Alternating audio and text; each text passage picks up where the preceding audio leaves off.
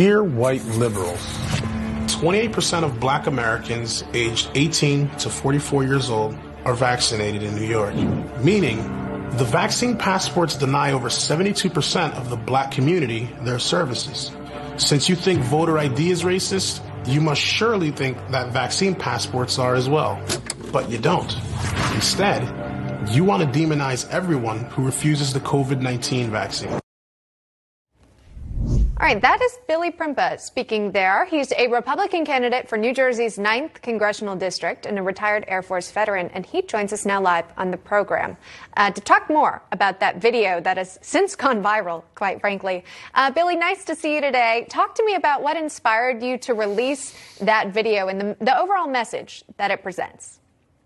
Thank you, and thank you for having me. One of the main reasons why I made this video is because I've experienced it many, many times where it tends to be the white liberals that are trying to bash us over the head to take these vaccines. And this video isn't just about black people. It's about people all across the United States. Specifically, we made this video to show how the black community has been used as guinea pigs for decades. And it's one of the main reasons why we have some of the lowest vaccination rates.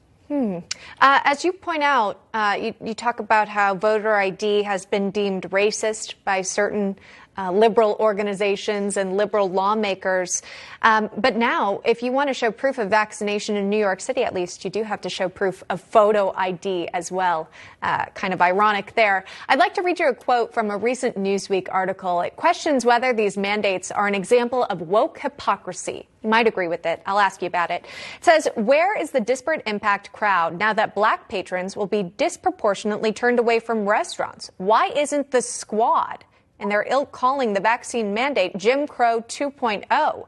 The article then goes on to say, according to the anti-racist logic promulgated by Ibram X. Kendi, this policy is by definition racist. It certainly amounts to de facto segregation, except instead of separate drinking fountains and back-of-the-line decrees, minorities can't drink or line up at all.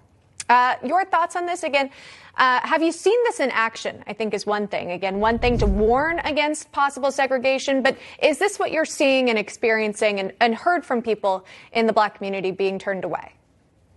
Yes, absolutely. And the thing that's funny is New York is just 25 minutes away from me. I myself completely refuse to go into New York and do business in New York because of these reasons.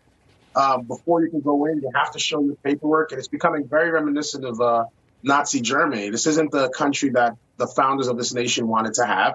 And for the record, I just want to say I'm not anti-vaccine. If you want to take the vaccine, I'm totally cool with that. What I am against is I'm anti-tyranny, I'm anti-forced mandates. We have a president that's telling people if you even want to do work, you have to take these vaccines, or you have to take a choice and get tested or be fired. And I don't believe that's fair, because a lot of the people in the minority community, we have the right to be skeptical, and a lot of us are being shut out. I'd like to play one more clip again from that video for our viewers and get your comments on the other side. Here's that.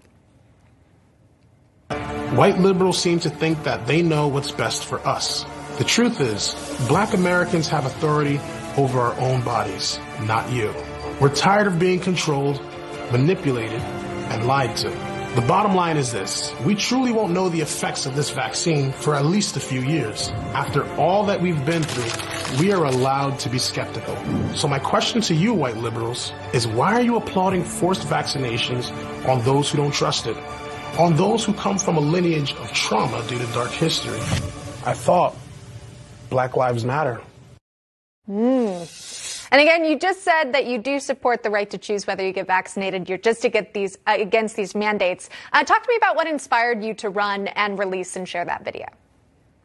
Well, what inspired me to run is our district has been ran by the same incumbent for over 26 years. He shares a lot of reminiscent behavior as Joe Biden. He hides in the basement. He refuses to campaign. He became a millionaire in politics. And my district and my city has negatively been impacted by it. I'm a young man, and at the end of the day, my generation is going to have to pick up the slack that they leave behind.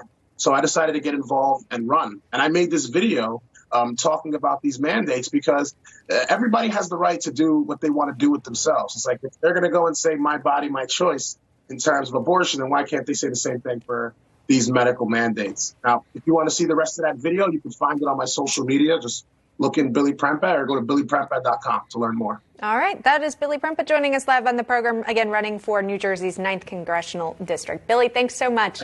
We appreciate the time.